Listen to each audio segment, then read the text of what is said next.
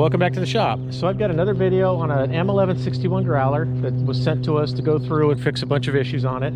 It's been a while since I've had one of these videos come out. We had a big project going on, and it was stuff that I couldn't really do videos on. It was a handful of military trucks that we did for somebody. But now we're back to just doing one at a time. And this one here came in, and it's from someone local in Southern California, so he's only a couple hours away, so that was kind of cool. He's actually picking this up today, and then he's dropping another one off, so we'll have that one to do. This one it's a fairly nice truck. It's in good shape.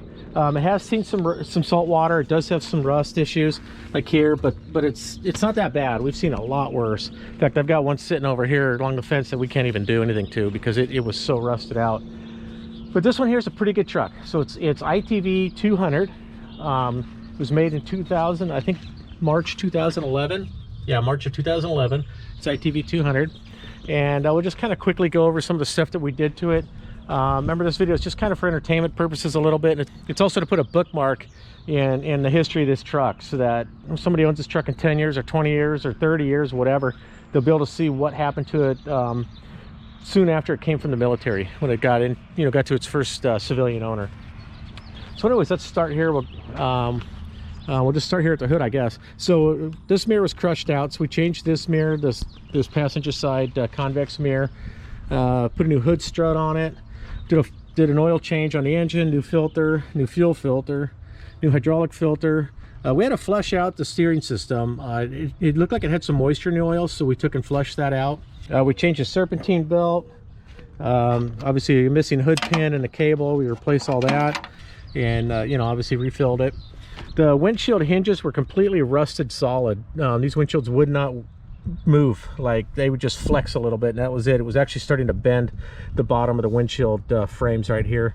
Like you can see right there, it's bent a little bit just from people trying to move the windshield. So we had to take these off. We had to cut off the old hinges, welded new hinges on. We put new windshield, I guess you call them windshield gaskets, to get the seal on it right and keep the windows from vibrating and making noise there.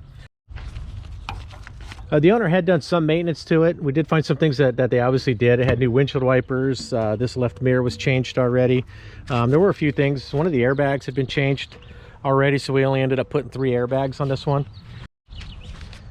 We put all 4 new tires on it. The tires were just gone. They were totally crusty and wore out. So we put a new set of tires on it, small terrains. Coming up here to the left front wheel, you can see we did the upper and lower ball joints. We did both of the front CV axles. The rear CV axles were already done, so we didn't do those. Left front got a new airbag. All 4 lower control arms, the bushings were just rotten and gone on those. So the new control arm bushings all the way around. Let's work our way back a little bit. We come down under here, you can see a new drive shaft's painted. Both drive shafts were bent a little bit, and they were way out of balance.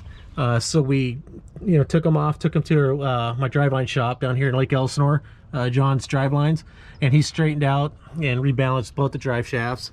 The pans were in pretty good shape. This one's got a little bend to it, but it's not that bad.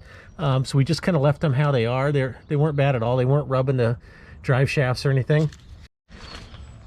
All right, and coming into the cab here, you can see it's got a new dimmer switch. The dimmer switch, these things, they get salt water and they just freeze up. There was the update to cut this window in the box here so that water can drain out, because previously this thing would fill up with water. It would have dirt and dust in it from driving around, and it would just be this wet slurry of salt water. So that's been cut out. The switch has been changed. The parking brake cable was just about frozen up. It was in terrible shape, so we had to take that out, and it is not an easy job. It's a full day to change this thing. So we took the cable out. We couldn't find any cables on the market anywhere. I know they've sold through govplanet somewhere, but who knows where they are. So we took it to a local shop, well, kind of local, it's Santa Fe Springs. It's about an hour, 15-minute drive or so, and we had to drop it off. They made me 2 of them, so I've got a spare now in the shop. And we had that, cables made up for that. So we got that taken care of. We made a center console plate to get that radio mount out of here. We'll give the customer the old radio mount so he has it, just in case he wants to keep it or whatever. And then the dash lights didn't work on this one as well. We get this once in a while where we've seen it a couple times now, where the dash lights don't work. We go through troubleshooting it, and it's always seems to be we've learned now it's pretty much the same thing. We have to make a ground wire, and we ground it to the back screw on this on the CTIS controller, and then to the chassis up here, and then it'll ground out the dash panel properly so that the dash lights work. Otherwise, sometimes they just don't ground through the screws that mount it. I guess just the caulk paint's in the way, and then you got the rubber gasket behind there. So that's something to look out for on yours if your dash lights don't work. They're coming down here. We've put a new tank drain on here. We take off the manual one that's up on the frame that you can't get to. You can only get to it if you pull the pans off. So obviously no one's going to drain it. And that obviously here is part of the frame. This part of the frame right here is the air tank, the forward air tank.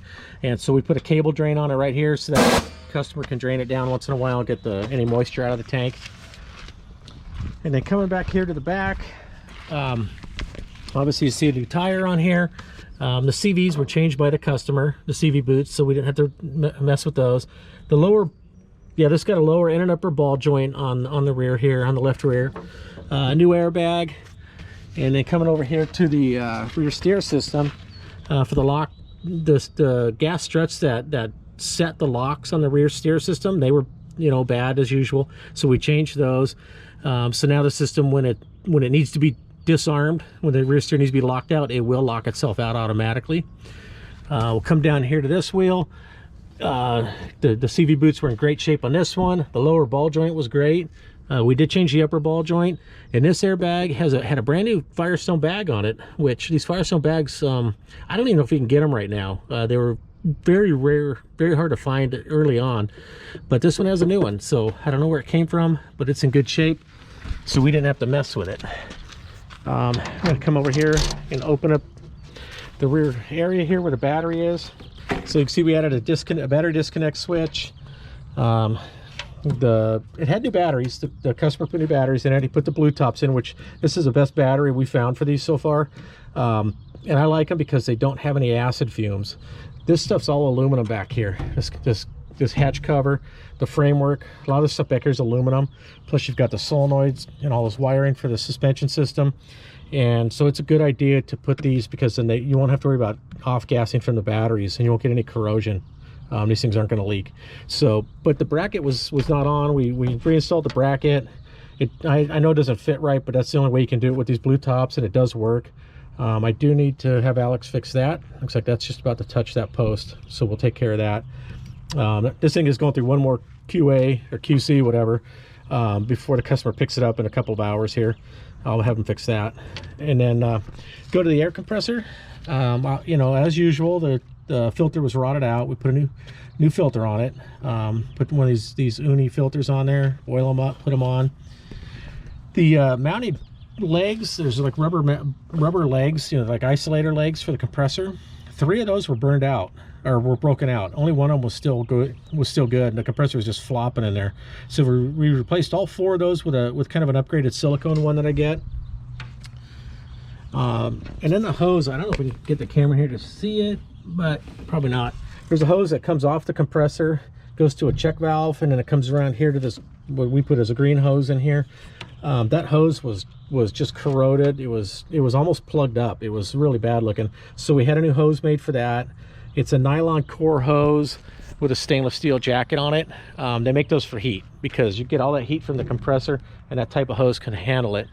If you're ever replacing those, don't put just this nylon right to it, because it's going to melt through it.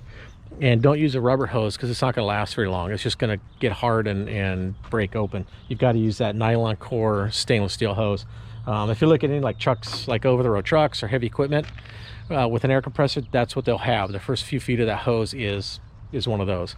And on here it's about 1 foot long, and that's enough to dispel the heat or whatever. So we had to get one of those made. We had that hose made up. The check valve was good, and then we replaced the nylon hose going to the air dryer, the Concept and air dryer. And then all the relay valves here for the air suspension, we took that apart, cleaned everything out, and oiled up. I like to use Marvel Mystery Oil on those. It's got these little rubber valve things in there, and when we clean them up and oil them with that Marvel Mystery Oil, it seems to be the best thing for these. So we did that. We cleaned them all up, and we had to lubricate those. So we totally refreshed this valve down here, and that got rid of all the problems with the suspension. Suspension holds itself up, it lowers, raises, everything works perfectly on this one. And then coming down here to the passenger side, you can see we added a cable drain on this tank too. That one has the same screw drain as the front, except I've never been able to open one without it destroying itself, without bending the ears on it. They're just always frozen in there. So we take it out, we put this heavy duty high flow air tank drain on there so the customer can just come in here and just pop it out once in a while and get the any moisture out of the system. Come down this side, everything on this side was in relatively, there's nothing to really report on this side. One thing I do want to note is you see this rubber strap in here. Somebody had made a different cover for this, and I don't know who did it, but it's kind of cool. The camo did a little bit. It's a really heavy duty vinyl. It's almost like a tent material or something. And just something to show you there. All right, and continuing down on the passenger side, you see another new tire. Changed all 4 of those. The K&N filter was dirty. We took it out, we cleaned it, washed it, re-oiled it. We changed this marker light. This marker light was burned out, so I was able to secure a used one. We put that in there, so now all the marker lights, all the lights work on this thing. Coming down here to the suspension, you can see it's got a new upper ball joint. We did not have to change the right front lower ball joint. We put new CV boots on here. It's got a new airbag, new control arm bushings. And then as far as the paint goes, this one had a lot of that blotchy color stuff on it. In fact, there's still a little bit left. There's some of these numbers. We didn't want to get, you know, too crazy on it. I don't really repaint these things or anything, but this one had a lot of it. So we did touch up a lot of areas on the paint just to kind of make it look better, get rid of all those kind of bluish kind of blotch marks. So it actually came out pretty good. You know, the customer, he can touch it up if he wants it better. He can go ahead and do that on his own. It's just not something that we do. Like as far as full paint or anything like that. I just like to touch them up a little bit just to make them look a little better when they leave here. In fact, I do need to paint this mirror. I know the customer put the mirror on, but we'll go ahead and we'll hit that with some of the Cart Green 383 paint, and just to make that look a little bit better. So that's it for ITV 200. She's a pretty decent truck. She's a really good truck. We should have all the systems working on this thing. It should be reliable for the customer, and I'm sure he's gonna have a lot of fun with this thing. So anyways, thanks for watching. Please like the video. Please share the video if you have any friends that are interested in this or the heavy equipment stuff that I do. And please subscribe if you haven't subscribed already. Have a nice day.